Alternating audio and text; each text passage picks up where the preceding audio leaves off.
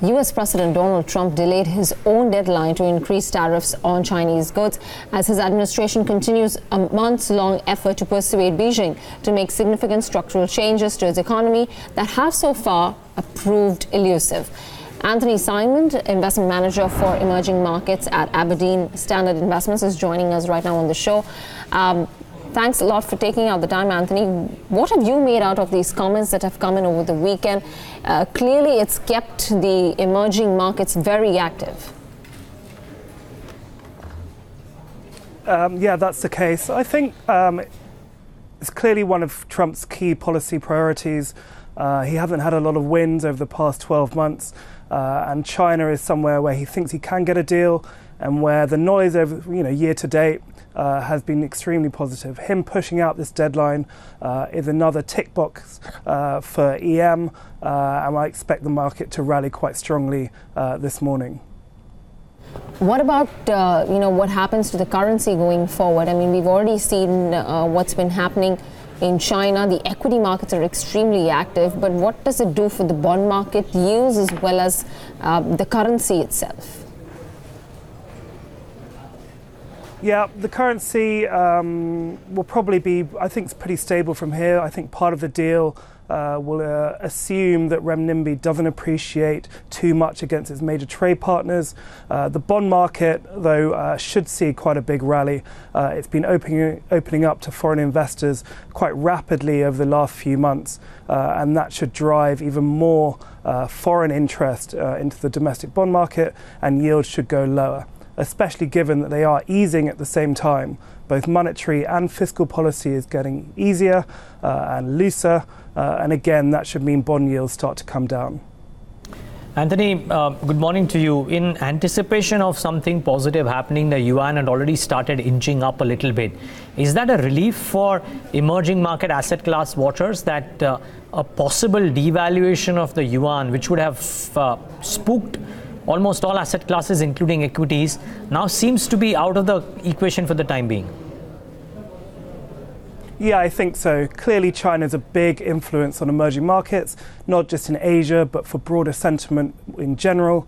Having that risk taken off the table, I think will continue what has been a really positive start of the year, both in debt and in currency markets.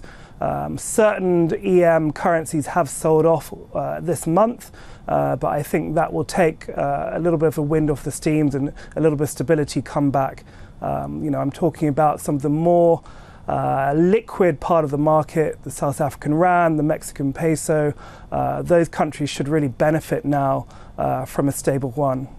Because those markets have been beaten down so badly, Anthony, the South African rand, for example, or I'm presuming the bond markets out there too haven't performed the best.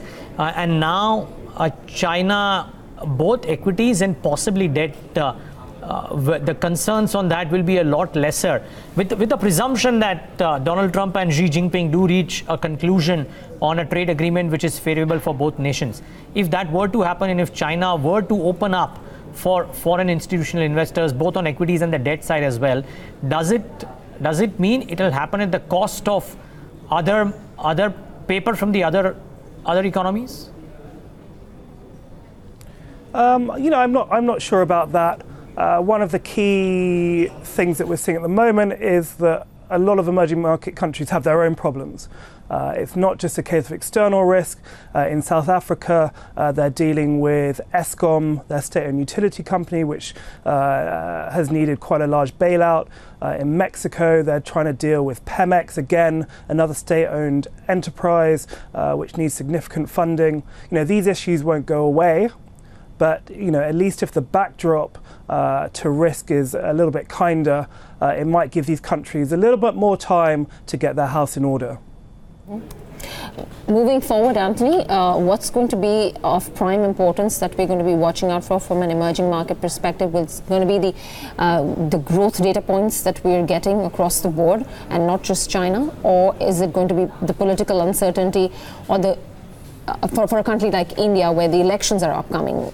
So there are different aspects that we're watching out for different emerging markets. Yeah, I think on the positive side, the economic outlook for emerging markets is extremely strong. The growth differential between developing countries and the developed world is widening and should continue to widen in the coming years. The inflationary outlook is very positive for EM, and that's allowing a lot of central banks to ease policy, as we've seen in India and we've seen in China, for example. But on the negative side, yes, the politics is extremely important. We had elections in Nigeria over the weekend. Again, we're awaiting results there. India, as you say, is coming up, and that could have a big effect on policy going forward. I think we're not expecting the same type of reforms, the amount of reforms in India going forward, given that BJP is likely to, lose a number of its seats. Already the budget that was announced earlier this month is much more, populist in nature. And I think that's a sign of things to come, especially if they do win, and then their control of the legislature is less than it was for the past 4 years. From a bond market investor at this point in time, which emerging market stacks up at the top of your list? For us, our key positions at the moment are in Mexico and Brazil to a certain extent. In Mexico, we think that the central bank there has room to cut rates and ease policy. We're less concerned really about the effect that Pemex has on the sovereign, although I think for a certain degree the market is probably more concerned than we are. In Asia, we do like India. At the end of last year, we thought that the bond market was pricing in rate hikes when really the central bank was looking to cut rates. And so we've benefited a lot by the fall in bond yields there. And we think that come April's MPC meeting, RBI will likely cut again. And again, that will be positive, we think, for the rates market. All right, Anthony, we'll leave it at that. Thanks so very much for joining in. Really appreciate you taking out the time.